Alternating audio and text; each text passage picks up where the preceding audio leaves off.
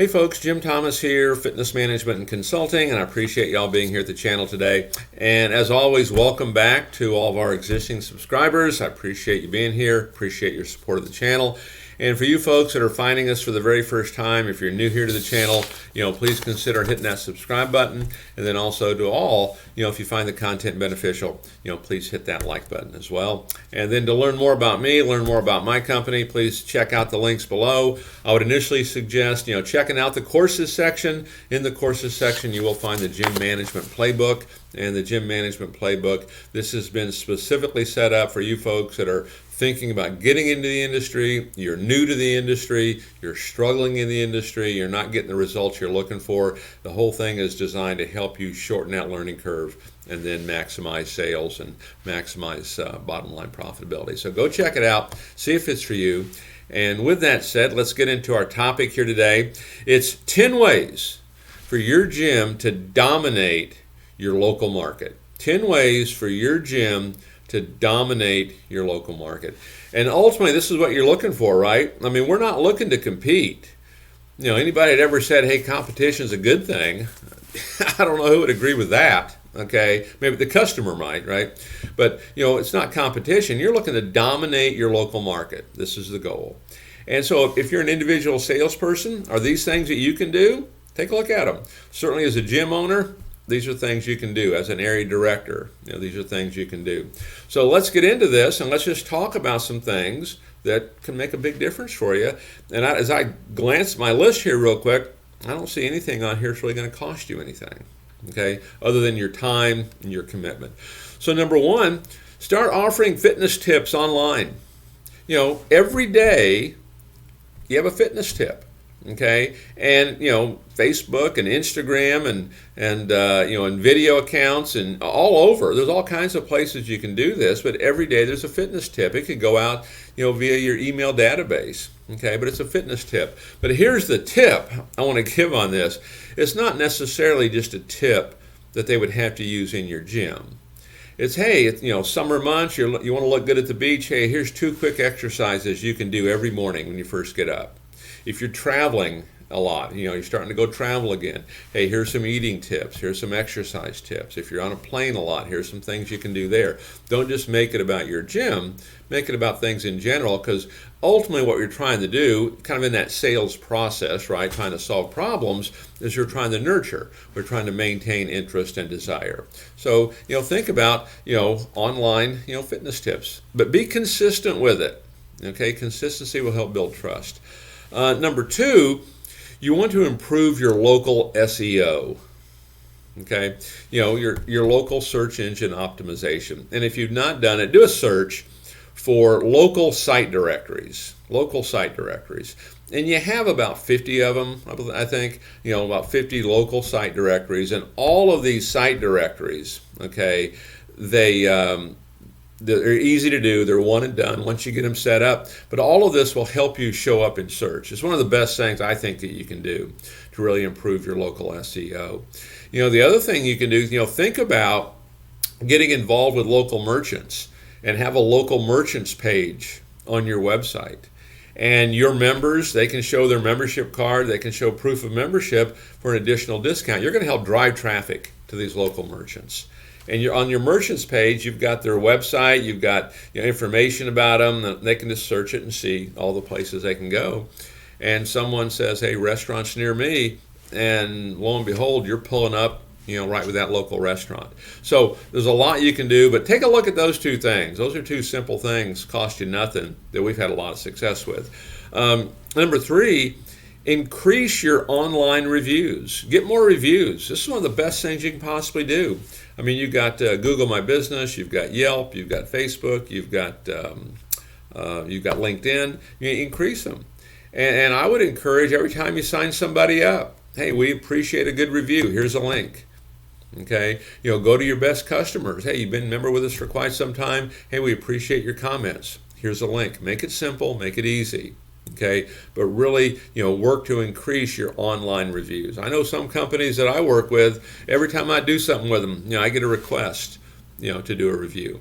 Okay, so really work to increase that. This can do wonders for you. This will also lend itself to that local SEO as well. Number 4, make sure that you're using email marketing. Find a platform you like. Make sure you're using email marketing. I mean, the cost on this is, the cost to house it, maybe $100 a month, maybe, okay? And maybe you got 5,000, emails in there. And these are all current members that you can market retail to, you can market personal training to, you can market other programs to. It's former members that you can have specials to get them back in, or special alumni months. Hey, for all of our alumni, every weekend for the month of July, you can work out for free. And then, of course, all the folks that never joined, all the folks that inquired, all the folks that came in, we're constantly marketing. Email marketing, to me, is an absolute, and it's really underutilized in many cases. So many folks, they'll kind of defer to social media. Social media for us, it's a great way to kind of get the word out, but I think you'll probably do a better job of selling through your email platform. Number 5, target some local, paid local results. Do some paid marketing, okay? The thing about paid marketing, AdWords, pay-per-click through Google, used to be years back, when a person was ready to buy something, they'd open up the Yellow Pages and they'd go buy. If you ever got a call from Yellow Pages, for you folks that were around at that time, that was a pretty easy sale. Same thing with Google. When people are ready to buy, they Google it. Okay, and this is the easiest way to be on, page 1, okay, of Google search. So, find your right keywords, and depending on, how big your operation is, I mean, you can spend $200 or $300 a month on something like that and probably get some pretty good results. Okay, number 6, fitness tips offline. Okay, I mentioned this to begin with, fitness tips online, and here's fitness tips offline. Work something with your local newspaper. Okay, I'm talking the local paper, not the big paper, but the local papers. I remember we did this with one of my first clubs that we did, and we were trying to really be creative to get people in. And we had a regular ad schedule we were running with them, which is what enticed them to want to do this. But we had I won't mention the manager's name, but it was called Ask Mary, and it was fitness tips, Ask Mary. And readers would submit questions about fitness and exercise and how they needed to do things, and it really worked well. And it was kind of a how-to article that appeared every Wednesday. Okay, and I think that went out on Wednesdays. It went out to all non-subscribers and subscribers of that newspaper. So think about fitness tips offline. How can you incorporate that? Number 7, become active in the community. Become active in fundraisers.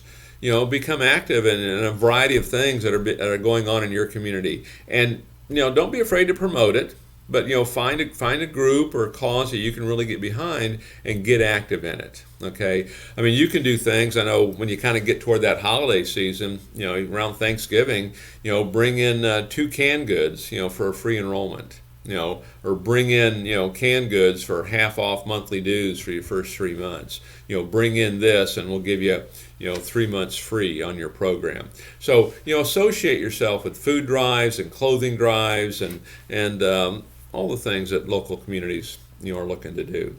Number 8, target local government or school contracts. Target local government or school contracts. Really dig into this a little bit. You'll be surprised how many government opportunities there are out there, for fitness programming. There's a lot of it. These are good opportunities for you. Also, with your local schools, can you head up, the physical fitness program for these local schools?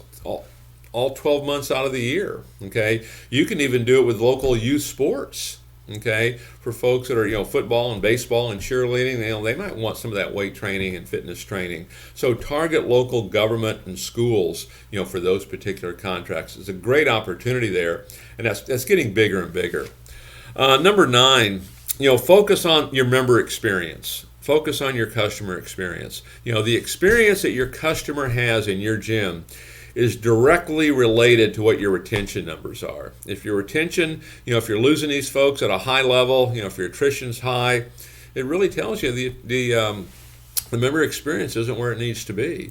And this can be, pulling member usage reports to make sure we're interacting with folks that are inactive. It's making sure that we're getting new members involved in the club, at least 20 workouts first 60 days. It's making sure we get back with people quickly if they have a question or if they have a complaint. It's making sure that, we kind of view this, it's the fitness business, but it's the entertainment business. And we want that member experience to be high. And then number 10, common mistakes and ways to dominate a local market is don't be afraid of change. Don't be afraid of change. You have to evolve.